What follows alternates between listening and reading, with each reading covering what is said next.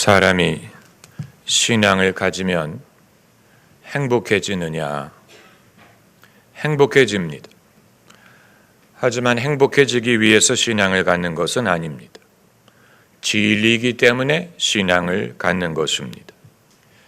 인생의 목적은 행복해지는 데 있지 않습니다. 살다가 보면 행복할 때가 있고 행복할 때처럼 좋을 수가 없지만 그렇다고 행복하기 위해서 사는 것은 아닙니다. 그리고 무엇이 사람을 행복하게 만드는지를 규명하기도 어렵습니다. 만일 행복하게 사는 것이 인생의 목적이라면 사람은 애로 남는 것이 제일 좋을 것입니다. 왜냐하면 애일 때가 제일 행복하기 때문이에요. 엄마 아빠가 옆에 계시고 귀여움을 받고 세상에 부족한 것이 없습니다.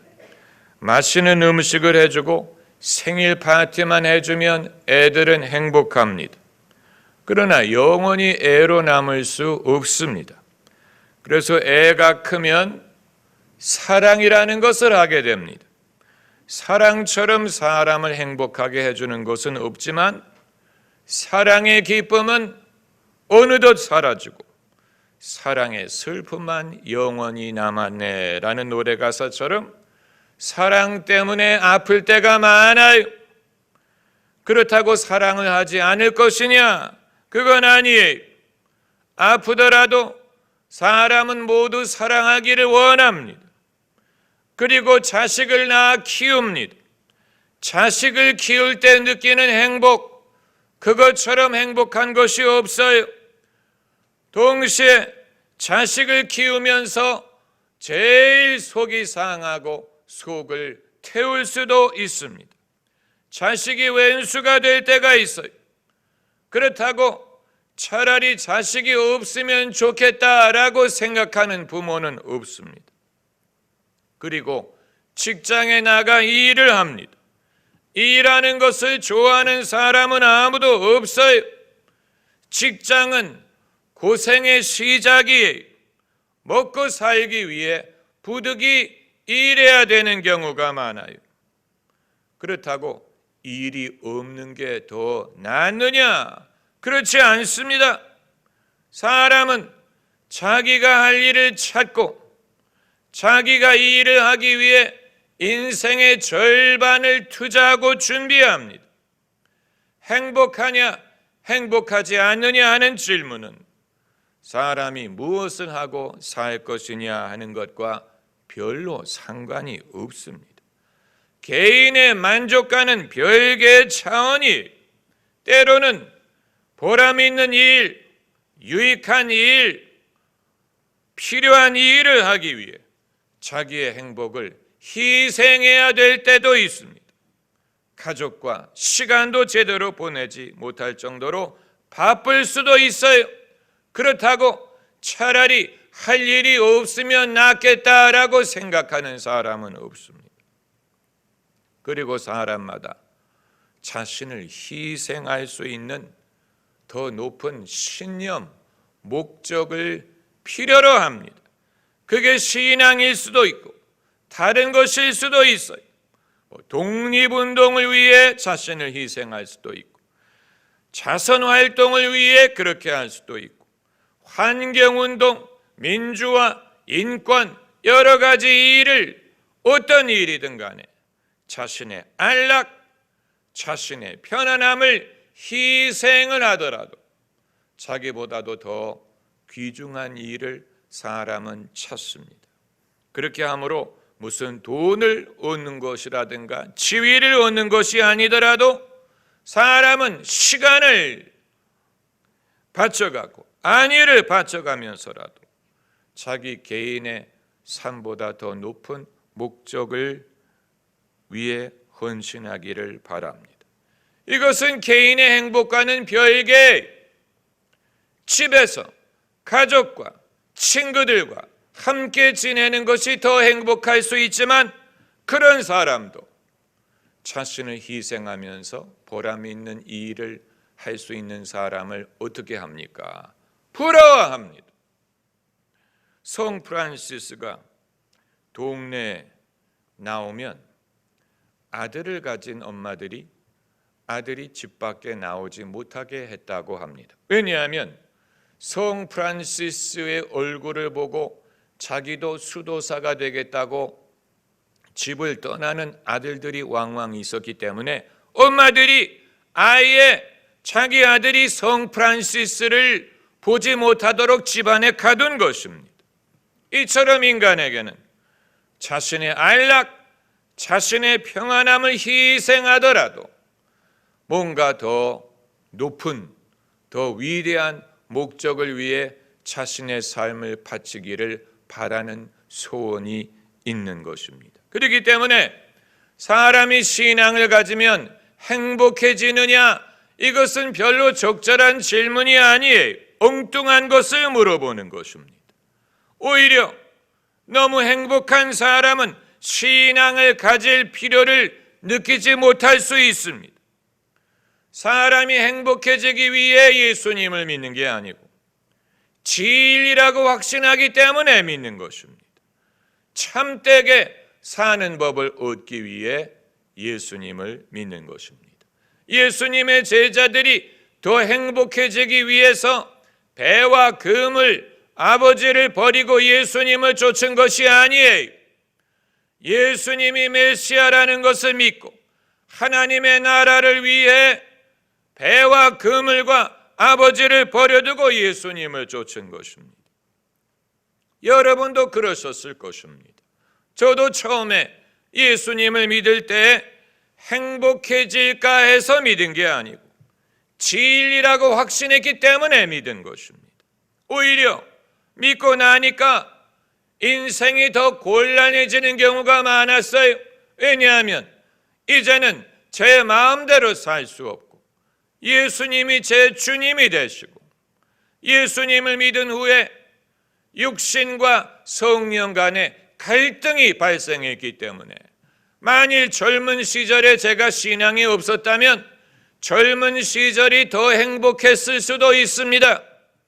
예수님을 믿었기 때문에 젊은 시절에 저는 고민이 많았어요. 그러나 그것이 제가 가야 했을 길이고 그것이 있었기 때문에 주의 종이 될 수 있었고 그것이 있었기 때문에 신앙의 훈련을 받을 수가 있었던 것입니다. 예수님이 산상수훈에서 말씀하신 9가지 복 중에 두 번째가 애통하는 자는 복이 있나니 하는 것이었어요. 어떻게 애통하는 자가 복이 있다는 말이에요? 그러나 예수님 말씀이 애통하는 자는 복이 있나니 저희가 위로를 받을 것이며 라고 하셨어요. 예수 그리스도는 누구에게 어필하느냐? 애통하는 사람에게 어필합니다. 부자 청년처럼 자기 인생을 마음껏 살던 사람은 예수님 따르는 것이 오히려 부담이었어요. 반대로 애통하던 사람, 병든 사람, 소외된 사람, 잃어버린 자들에게는 예수님은 기쁜 소식이었어요. 애통하는 것이 뭐가 좋으냐? 고난 중에 있는 것이 뭐가 좋다는 말이냐? 기독교는 아픔을 강조하는 무슨 세디즘 같은 것이냐? 아니에요. 왜 애통하는 자가 복이 있느냐? 사람은 아픔 중에 있을 때 비로소 진지한 생각을 하고 진지한 질문을 할 수 있기 때문입니다. 아픔 중에 있을 때 사람은 자신의 영혼에 대해서 생각하고 자신의 영혼의 운명에 대해서 생각하고 하나님의 뜻에 대하여 진지하게 생각하기를 시작합니다. 탕자가 허랑방탕하게 살 때는 인생을 진지하게 생각할 겨를이 없어요. 인생 자체가 파티에 인생을 즐기느라 바빠요. 그런데 가진 것을 탕진하고 그 땅에 기근이 오니까 궁핍하게 되면서 이제 이전에 생각하지 않던 것을 생각하기 시작하고 이전에 하지 않던 질문을 하기 시작한 것입니다. 나는 누구고, 나는 어디에 속했고, 누구에게 속했고, 나는 어디를 가야 되고 무엇을 해야 되느냐. 가진 게 많을 때는 그런 질문을 할 필요가 없었는데, 가진 것을 탕진한 후에 원래 해야 했던 질문을 그제부터 하게 된 거예요. 그리고 결론을 내리기를, 나는 일어나 내 아버지께로 돌아가리라. 내 아버지 집에 얼마나 양식이 풍족한고, 그러나 나는 여기서 주려 죽는도다. 자신의 입장을 그제서야 정확하게 파악할 수가 있고, 자기가 어디로 가야 되고 누구에게 가야 되고 거기에 무엇이 있는지를 비로소 기억한 것입니다. 그러니까 이 탕자에게는 기근을 만나고 궁핍하게 된 것이 유익이었어요. 인생의 불행이 탕자에게는 유익이었어요. 아마 어떤 분들은 이런 질문을 할 것입니다.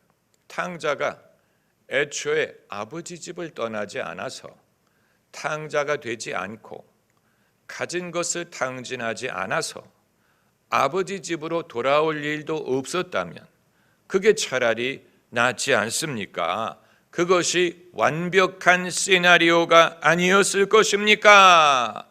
이론적으로 맞아요. 그러나 인간의 현실은 탕자와 같습니다. 탕자와 같지 않은 사람이 이 세상에 없어요. 그렇기 때문에 탕자가 되지 않았으면 낫지 않았겠느냐 하는 것은 이론적인 질문일 뿐이고 우리에게 해당하지 않아요. 탕자의 모습 속에 모든 인간의 모습이 담겨져 있습니다. 만일 아담과 하와가 타락하지 않았다면 에덴 동산에서 쫓겨나지 않았을 것이고 인간의 고난은 없었을 것이지만, 그러나 아담과 하와의 타락으로 성경 스토리가 시작을 하는 것이기 때문에, 만일 아담과 하와 사건이 없었다면 성경이 존재하지 않았을 것이고 하나님이 그 모든 일을 하실 일이 없었을 것입니다. 아담과 하와가 타락하지 않아서 하나님이 예수님을 보낼 이유도 없고, 예수님이 십자가에서 돌아가실 이유도 없고, 교회를 세울 일도 없고, 성령을 보내실 일도 없고, 사람이 회개하고 믿을 일도 없는 것보다는, 인간이 비록 타락을 했지만 그 일로 인해 하나님이 당신의 아들을 보내셔야 했고, 그 아들이 십자가를 지고 낮아지셔야 했고, 그 아들을 통해 죄인을 위한 하나님의 사랑을 증거하신 것이 오히려 하나님의 능력을 나타낼 수 있는 기회가 되었고, 하나님의 지혜를 나타낼 기회가 되었고, 하나님에게 영광이 된 것입니다. 이런 일이 있었기 때문에 인류를 향한 하나님의 사랑이 나타난 바 되었고, 예수 그리스도의 십자가를 통해 하나님의 능력, 하나님의 지혜가 나타나게 되었어요. 죄가 더한 곳에 은혜가 넘쳤느니라고 했어요.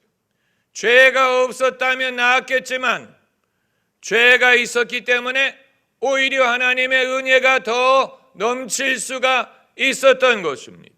결국은 하나님은 손해를 보지 않으십니다. 이러한 일을 통해, 만일 이러한 일이 없었다면 어떻게 됐을지 우리는 상상할 수 없지만, 이러한 일이 있었기 때문에 오히려 하나님의 영광이 나타날 수가 있게 된 것입니다. 하나님이 바울에게 하신 말씀대로 너의 연약함을 통하여 하나님의 은혜가 온전하게 되었다. 약함 자체는 아쉬운 일이지만 우리의 연약함을 통해 하나님의 능력이 나타날 수 있었던 것은 귀중한 일이에요. 그게 바로 복음이에요. 그게 복음이에요. 이렇게 된 것이 하나님의 뜻이었어요. 이렇게 된 것이 하나님의 섭리였어요.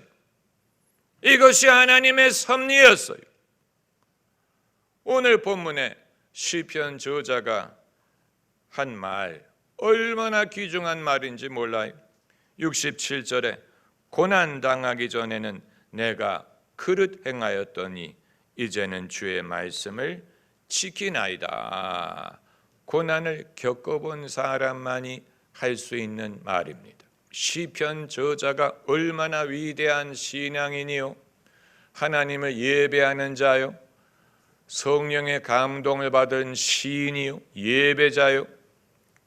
그러나 그도 고난당하기 전에는 주님의 말씀을 지키지 않았어요. 이 저자에게도 과거가 있었다는 얘기, 자랑스럽지 않은 과거가 있었어요. 과거가 없었다면 차라리 좋았겠지만, 그러나 그런 과거가 있었기 때문에 이 저자는 하나님의 섭리를 몸소 경험할 수가 있었던 것입니다. 그래서 자기가 고난받기 이전에는 주님의 말씀을 생각하지도 않고 신경 쓰지도 않던 사람이 고난이라는 경험을 통해 이제 여호와의 율례를 지키게 된 것이 이 사람에게는 더욱 복된 간증이 되는 것이요, 이 사람이 믿음을 가질 수 있었던 계기가 된 것이요, 이것 때문에 그의 영혼이 성숙할 수 있는 기회를 얻은 것이니, 비록 고난 자체는 괴로운 일이지만 그 고난이 이 사람에게는 축복이 된 것입니다. 고난 자체는 괴로운 것이지만 고난이 있었기 때문에 이 사람은 복을 얻은 것입니다. 그리고 71절에 그가 고백하기를 고난 당한 것이 내게 유익이라고 했어요. 우리는 다 실리적인 사람들이에요. 무엇이 내게 유익한가를 생각하고 유익을 기준으로 모든 것을 판단하려고 하죠. 실리적으로 살아요. 실리적인 사람일수록 자신의 삶에 하나님이 고난을 허락한 것이 유익이라는 사실을 알아야 됩니다. 그 고난이 돈을 잃은 것이 될 수도 있고 건강을 잃은 것이 될 수도 있고, 또 그 이외에 사람이 고난당할 수 있는 방법은 많아요. 반드시 병이 들어야만 고난이 아니고, 반드시 경제적인 어려움을 겪어야만 고난은 아니에요. 부유한 사람에게도 고난이 있고 건강한 사람에게도 고난이 있어요. 반드시 똑같은 고난을 당해야 된다고 고집할 필요는 없어요. 다윗 같은 인물은 위대한 인물, 임금, 하나님의 사람이었지만 다윗에게도 고난이 있었어요. 바울은 3층 천까지 올라간 적이 있고 하나님이 쓰시는 위대한 사도인데 바울에게도 육신의 가시가 있었어요. 그것이 무엇인지를 우리가 알 필요가 없어요. 안다고 우리에게 도움이 되는 건 하나도 없어요. 남의 고난이 뭔지를 아는 것이 내게 도움이 되지 않아요. 있다는 사실만 알면 돼요. 그래서 시편 저자가 자신이 고난이 무엇인지를 말하지는 않아요. 다만 고난당한 것이 내게 유익이라. 왜 그것이 유익입니까? 이로 인하여 내가 주의 율례를 배우게 되었나이다. 그 이전에는 율례를 몰랐다는 얘기입니까? 배울 기회가 없었다는 얘기입니까? 아니에요. 이전에도 주일학교 다녔을 거예요. 이전에도 성경을 알았을 거예요. 지적으로 모르는 게 아니에요. 지적으로 모르기 때문에 주의 율례를 배우지 못한 것이 아니에요. 이미 알고 있는데 고난의 경험을 통해 그걸 경험하게 되었다. 실감하게 되었다. 그것이 내 마음에 각인되었다. 그 진리를 내가 소유하게 되었다. 이런 뜻이 되는 것입니다. 진리가 있다는 사실을 아는 것만으로는 족하지 않고 그것을 우리가 가져야 되지 않겠습니까? 그것을 우리가 소유해야 됩니다. 하나님이 계시다는 것을 아는 것만으로는 부족하고 그 하나님이 나의 하나님이 되시는 것을 경험해야 돼. 천국이 있다는 것을 아는 것만으로는 부족하고 내가 이 땅에서 천국을 경험해야 되고 그리고 이 땅을 떠날 때 천국에 들어갈 확신을 가져야 되는 것과 마찬가지입니다. 그렇기 때문에 하나님이 계시다는 것 대부분의 사람이 인정합니다. 그러나 그 하나님을 자신의 아버지로 섬기는 것은 아니. 예수 그리스도께서 위대하시다는 것 다 알아요. 그렇다고 예수 그리스도의 양이요 제자가 되는 것은 아닙니다. 우리로 하여금 멀리 뵈던 하나님이 가까이 오셔서 나의 하나님이 되시고 나의 구원이 되시고 말로만 듣던 하나님의 사랑을 내가 경험하고 소유하게 하는 것, 그것은 우리가 이 땅에서 경험하는 고난을 통한 것입니다. 기도하십시다. 할렐루야.